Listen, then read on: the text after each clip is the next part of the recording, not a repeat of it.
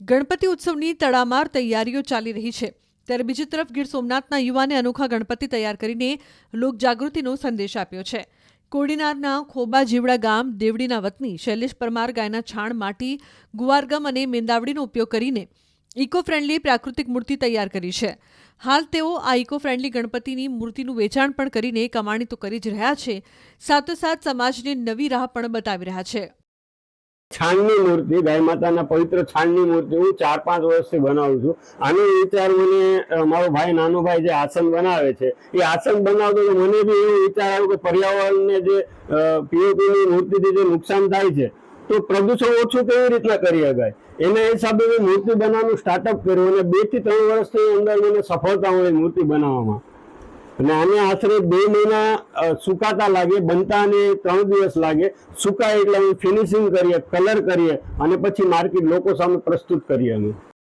એક તરફ દેશભરમાં દુંદાળા દેવને આવકારવાની તૈયારીઓ તડામાર ચાલી રહી છે, ત્યારે બીજી તરફ આ વખતે ઇકો ફ્રેન્ડલી ગણેશજીની મૂર્તિ માટે પણ લોકોમાં જાગૃતતા વધી છે। આમ જોઈએ તો પ્લાસ્ટર ઓફ પેરિસની મૂર્તિ પ્રમાણમાં સસ્તી પડે છે, પરંતુ તે પર્યાવરણ માટે હાનિકારક પણ એટલી જ બને છે। તો આ પીઓપીની બનેલી મૂર્તિ પાણીમાં ઓગળતી નથી। મૂર્તિ પર કરેલા રંગો પણ રાસાયણિક હોવાથી પાણી દૂષિત થાય છે। સમુદ્ર તેમજ નદી નાળાઓમાં પીઓપીની મૂર્તિનું વિસર્જન કરવાથી પાણીમાં રહેનારા જીવોને હાનિ પહોંચે છે અને ભગવાન ગણેશની મૂર્તિ પણ વિસર્જન બાદ પણ સમુદ્ર કિનારે રઝળતી જોવા મળે છે। ત્યારે ગીર સોમનાથના આ યુવાન ઇકો ફ્રેન્ડલી ગણપતિની મૂર્તિ બનાવીને સમાજમાં લોક જાગૃતિનો સંદેશ આપે છે। ગોબરની ગાય માતાના છાણની મૂર્તિ ઘરમાં સ્થાપિત કરવાથી એક સારી ઉર્જા ઘરમાં આવે છે અને રેડિયેશન દૂર થાય છે અને ઘરમાં સુખ શાંતિ આવે છે। જેમ કે પીઓપી છે એ અનેકો કેમિકલથી બનેલી હોય છે, પીઓપી જે સુકાઈ જાય છે પણ રીકમ્પોઝ થતું નથી।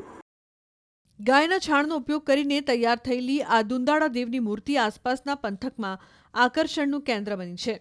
ઉલ્લેખનીય છે કે આ યુવાન શૈલેષ પરમાર મુંબઈ જેવું મેટ્રો સિટી છોડીને હાલ ગીરના નાનકડા ગામમાં રહે છે।